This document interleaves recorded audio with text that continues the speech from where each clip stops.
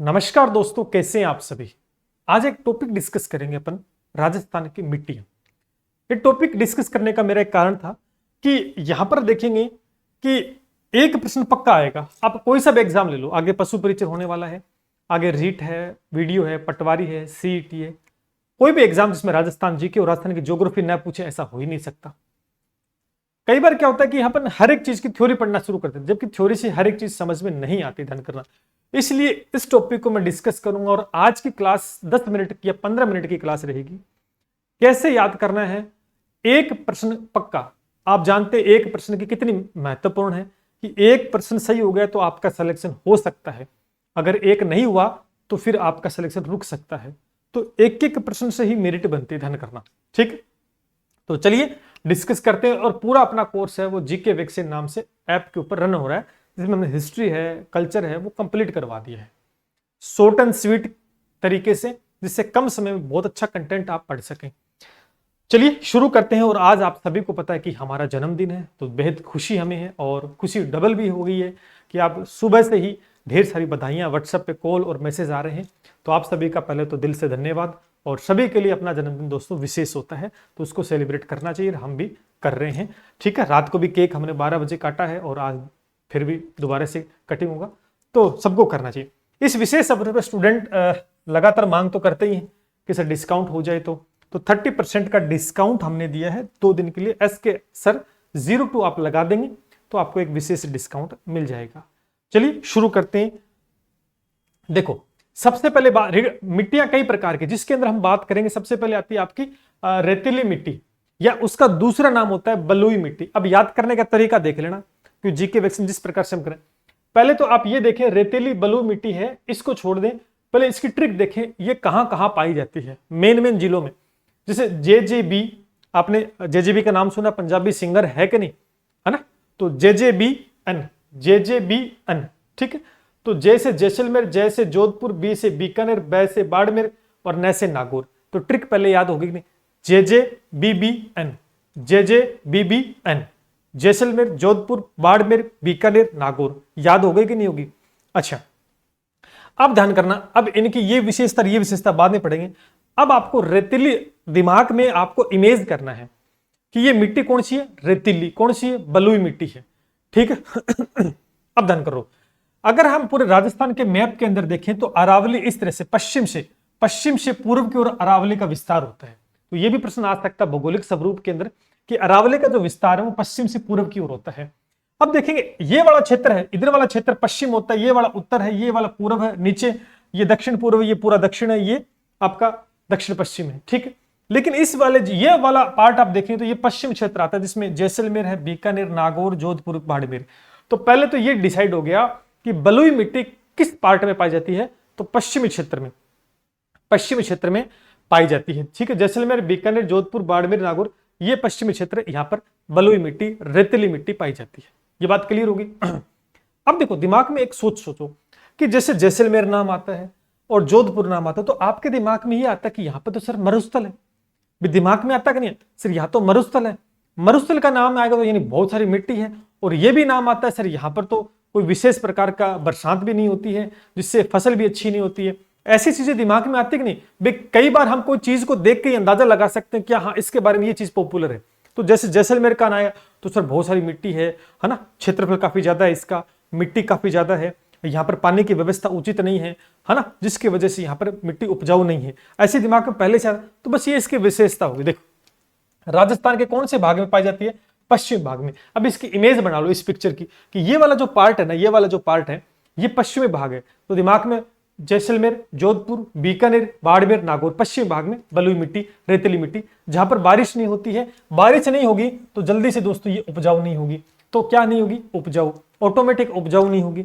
उसके बाद हम बात करें सर्वाधिक विस्तार, इसका सर्वाधिक विस्तार है ना, ये मिट्टी मरुस्थल है, मरुस्थल का विस्तार सर्वाधिक है राजस्थान में, आप जानते हैं। तो यूं कह सकते हैं मोटे कण वाली मिट्टी है, मोटे कण वाली मिट्टी है, इसका कण मोटा होता है जो कि नमी को ज्यादा नहीं रखता। ठीक है, नमी सोखने में असमर्थ है, नमी सोखने में असमर्थ है, मोटे कण इसकी वजह से। और ये प्यासी मिट्टी मरुस्थलीय मिट्टी कहा जाता है। प्यासी का मतलब बारिश नहीं होती तो प्यासी रहेगी। तो अब रटने की आवश्यकता पड़ेगी, प्यासी मिट्टी भी मरुस्थल में पाई जाती है, मरुस्थलीय मिट्टी। प्यासी मतलब बारिश नहीं होती प्रॉपर तरीके से। तो ये रेतीली मिट्टी का हो गया कॉन्सेप्ट। तो कैसे हो गया, पहले ट्रिक देखो। रेतीली मिट्टी कहां पाई जाती है, JJBBN, JJBBN, जैसलमेर, जोधपुर, बीकानेर, बाड़मेर, नागौर। पहला बात तो क्लियर, ठीक है। अरावली के आसपास का जो पश्चिमी क्षेत्र इस वाला है, यहां पर पाई जाती है, बात खत्म। अब ये कौन से भाग में, सर पश्चिम भाग में पाई जाती है। उपजाऊ नहीं है क्योंकि बारिश नहीं होती है, कण मोटा है इसलिए नमी में असमर्थ है सोखने में, ठीक है। और सर्वाधिक इसका विस्तार है, सर्वाधिक विस्तार है। प्यासी मिट्टी कहते हैं क्योंकि सर बारिश नहीं होती है। तो भैया केल खत्म हो गया, रेतीली बलुई मिट्टी 1% पक्का हो गया।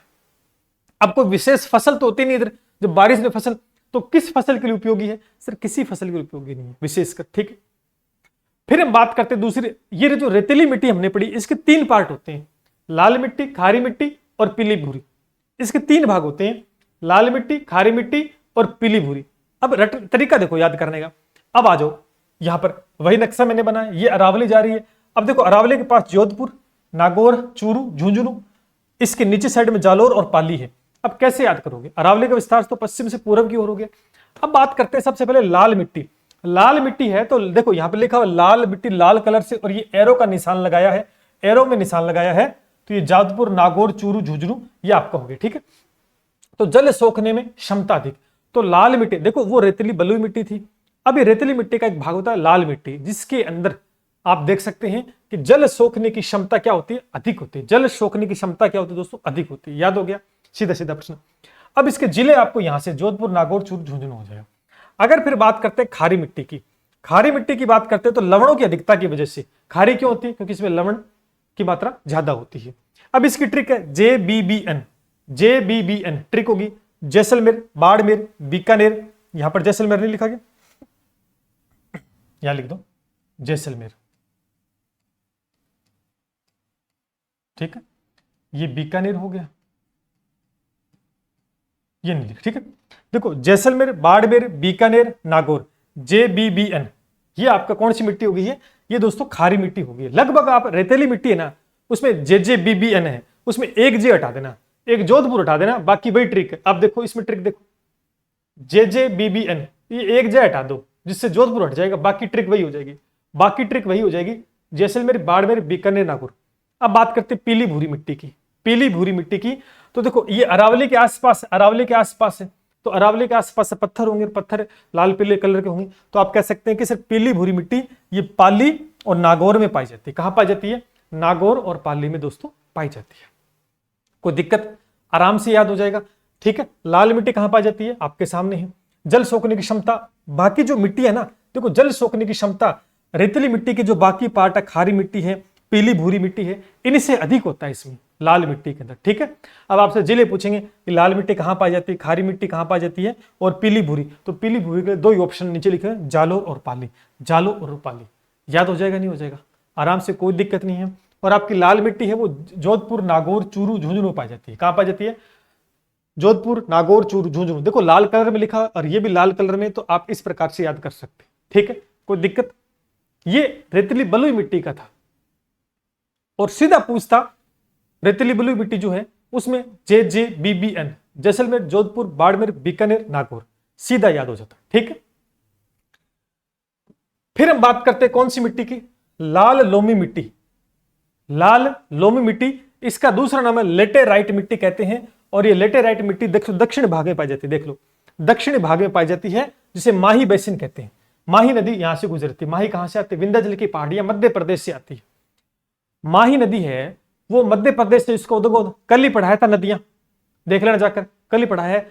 माही नदी है वो मध्य प्रदेश से निकलती है, उसका उद्गम लेकिन राजस्थान में आप बांसवाड़ा जिले में प्रवेश करती है। कहां पर करती है, बांसवाड़ा जिले में प्रवेश करती है, और कर्क रेखा को 2 बार काटती है और यू आकार बनाती है। इस प्रकार बांसवाड़ा से होते हुए, इस प्रकार से डूंगरपुर होते हुए वापस नीचे दक्षिण से निकलकर दक्षिण में प्रवेश करने वाली माही नदी है। तो माही नदी का मैदान है वो क्या कहलाता है, माही बेसिन। तो दक्षिणी भाग माही बेसिन है। अब माही बेसिन में कौन कौन से, उदयपुर, चित्तौड़, डूंगरपुर, बांसवाड़ा हमने यहां पर लिए हैं। तो देखो लेटेराइट मिट्टी इसको कहते हैं, क्या कहते हैं, लेटेराइट इसको मिट्टी को कहते हैं। अब आप देखिए इसमें लोह तत्व की अधिकता के कारण इसका लाल रंग है। अब देखो ये लाल लोमी मिट्टी, इसका लाल रंग कारण है लोह तत्व की अधिकता है। दूसरा मक्का के लिए उपयोगी है। कौन सी फसल के लिए उपयोगी है लेटेराइट मिट्टी? तो आपको याद होना चाहिए सर, मक्का की जो फसल है उसके लिए बेहद उपयोगी है। इस मिट्टी का निर्माण कायंत्रित चट्टाने जो है, आगे नहीं है कायंत्रित है ना, बेसाल्ट है जिसमें कायंत्रित चट्टाने हैं, उनकी वजह से निर्माण हुआ। और इसके कण दोस्तों क्या होते हैं? बारीक होते हैं। कण क्या होते हैं? बारीक। अब कण बारीक होंगे तो नमी धारण करने की जो क्षमता है वो अधिक होगी, क्योंकि अभी मैंने पढ़ाया है बलुई मिट्टी जिसके कण मोटे होते हैं, जिसमें नमी धारण करने की क्षमता बहुत कम होती है। अब ऑटोमेटिक याद हो गया कि जिसके कण बारीक होंगे उसमें नमी धारण करने की क्षमता अधिक होगी। तो मक्का की फसल के लिए उपयोगी है, बारीक कण होते हैं, नमी धारण करने की क्षमता अधिक है। दूसरा कहां पाई जाती है? उदयपुर, चित्तौड़, बांसवाड़ा, डूंगरपुर और ठीक है 4 जिले हैं जिसके अंदर ये मेन पाई जाती है। याद हो, दक्षिण भाग, दक्षिण, अब देखो इमेज बनाओ, लेटेराइट मिट्टी, लाल लोम मिट्टी, इमेज बनाओ, दक्षिणी भाग में, माही बेसिन में। तो दिमाग में नक्शा फिट करो कि सर दक्षिण भाग तो नीचे है। अब माही बेसिन बांसवाड़ा से निकलती है, डूंगरपुर, उदयपुर, चित्तौड़, हो गया माही बेसिन। इस प्रकार से ठीक है, आराम से आप याद कर लोगे। आगे चलते हैं, मैं फिर कह रहा हूं एक प्रश्न आएगा और इसी क्लास से आएगा, ये 100% हमारी गारंटी। अब आती काली मिट्टी, देखो काली मिट्टी आती है, इस काली मिट्टी को रेगुर मिट्टी कहते हैं। क्या कहते हैं? ये कई बार प्रश्न आया है कि रेगुर मिट्टी किसको कहते हैं? तो काली मिट्टी को कहते हैं। अब ये कौन से भाग में है? देखो ये वाला भाग तो है दक्षिण, ये भाग है दक्षिण, ये है उत्तर और ये है पश्चिम में। तो ये वाला जो भाग हो गया है ये हो गया दक्षिणी पूर्वी, ये हो गया दक्षिणी पूर्वी भाग। ये कौन सा हो गया? दक्षिणी पूर्वी भाग। अब दक्षिणी पूर्वी भाग में देखो ये कोटा, बूंदी, बारा, झालावाड़। अगर दिमाग में आ रहा है कि कोटा, बूंदी, बारा ये आता है तो ये हाड़ौती प्रदेश होता है। कौन सा दोस्तों? हाड़ौती प्रदेश होता है। तो हाड़ौती प्रदेश में कोटा, बूंदी, बारा, झालावाड़ आपका आ गया। अब देखो देखो दक्षिण पूर्वी भाग का पठारी भाग जिसे हाड़ौती पठार हम कहते हैं, ठीक। इसका निर्माण ज्वालामुखी और बेसाल्ट चट्टानों से हुआ। सर्वाधिक जल ग्रहण करना की क्षमता इस मिट्टी में पाई जाती है। और ये सबसे इंपॉर्टेंट प्रश्न मैं आपको बता देता हूं, 1000 बार पूछा गया है कि कपास की काली मिट्टी के लिए कौन सी उपयोगी फसल है रहेगी काली मिट्टी। तो ऐसा प्रश्न आया, या कपास के लिए कौन सी मिट्टी उपयोगी है? तो कपास के लिए काली मिट्टी सर्वाधिक उपयोगी रहती है। ये याद कर लेना, बहुत बार 1000 बार ये प्रश्न पूछा जा चुका, ध्यान कर लेना, ठीक है। तो काली मिट्टी याद हो जाएगा हाड़ौती, कोटा, बूंदी, झालावाड़ और आपका 12 याद हो जाएगा, नहीं हो जाएगा? कोई दिक्कत वाली बात नहीं, दिमाग में बैठाओ कि काली मिट्टी हाड़ौती प्रदेश में, काली मिट्टी हाड़ौती प्रदेश में, ठीक। फिर बात करते हैं मिश्रित लाल काली मिट्टी। मिश्रित लाल देखो मिक्स है, मिक्स वर्जन देखने को मिलेगा, लाल मिट्टी भी देखने को मिलेगी और काली मिट्टी भी देखने को मिलेगी, ठीक है। अब आप इस बात को नोटिस करेंगे, देखो यहां देखो कि लाल मिट्टी, देखो लाल काली मिट्टी, आप अभी मैं पढ़ा के आया हूं, काली मिट्टी कहां पर है? सर काली मिट्टी हाड़ौती प्रदेश में। तो क्या ये वाला भाग काली मिट्टी का है कि दक्षिण पूर्वी भाग? अभी पढ़ा के हो तो काली मिट्टी यही। अब काली मिट्टी के लिए जिले याद करने की आवश्यकता है क्या? अभी पढ़ा के आऊं काली मिट्टी के लिए तो हाड़ौती प्रदेश है। लाल मिट्टी कहां पाई जाएगी दोस्तों? लाल मिट्टी आपका अरावली के आसपास पत्थर है ना, वहां पर पाई जाएगी। तो आप कह सकते हैं ये कौन सा भाग है? यहाँ पर उदयपुर, दक्षिण अरावली रहती है, तो यहाँ लाल मिट्टी, यहाँ लाल का देखो थोड़ा सा भाग इधर लाल का मिल जाएगा और इधर से काली का, तो ये लाल काली मिट्टी होगी, ये लाल काली मिट्टी होगी, ठीक है। अब इसके लिए आप जिले याद कर सकते हैं, देखो भीलवाड़ा, चित्तौड़, प्रतापगढ़, राजसमंद, अजमेर और उदयपुर, ठीक है। मेन उदयपुर में अरावली आपको देखने को मिलेगी पूरी भरपूर, अजमेर में भी अरावली है, ठीक है, राजसमंद में अरावली है, प्रतापगढ़, चित्तौड़, भीलवाड़ा, ठीक है, याद हो जाएगा आराम से। कौन सी फसल के लिए उपयोगी है? देखो कपास के लिए भी है, मक्का के लिए भी, और अफीम की खेती भी यहां पर होती है।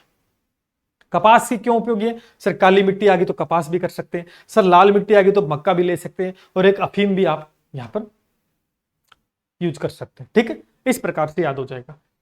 फिर हम बात करते हैं जलोढ़ मिट्टी, कछारी मिट्टी, दोमट मिट्टी, चिकनी मिट्टी। नाम से स्पष्ट है कि जलोढ़ मतलब जल, नाम शब्द याद आ रहा होगा।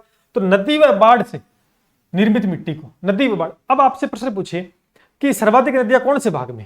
सर्वाधिक नदियां, तो नदियां जो है ना वो सर्वाधिक पूर्वी भाग में है।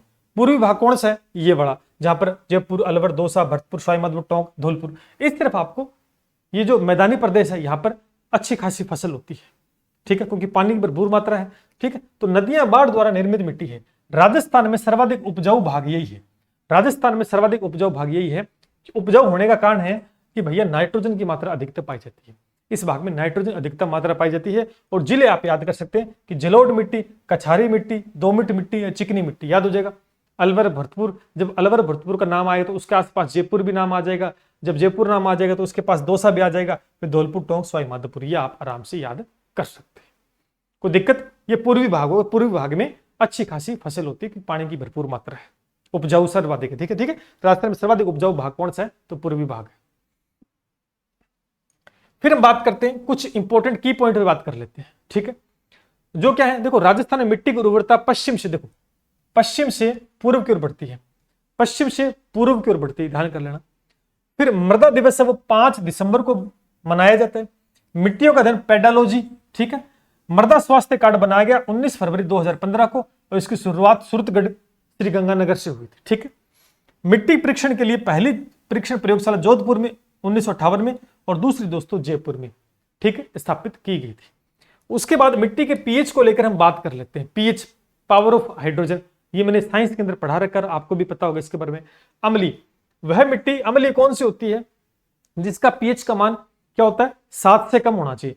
7 से कम होता है, और अगर ये अम्लीय मिट्टी है तो उसका सही उपचार करने के लिए उसमें रॉक फॉस्फेट का प्रयोग करते हैं। ऐसा प्रश्न बहुत बार है। उदासीन मिट्टी जो होती है उसका पीएच 7 होता है, और वह दोस्तों कौन सी मिट्टी होती है? उपजाऊ होती है। अगर मिट्टी क्षारीय होगी तो उसका पीएच 7 से अधिक हो गया, और उसका इलाज करने के लिए हमें जिप्सम का प्रयोग करना पड़ेगा।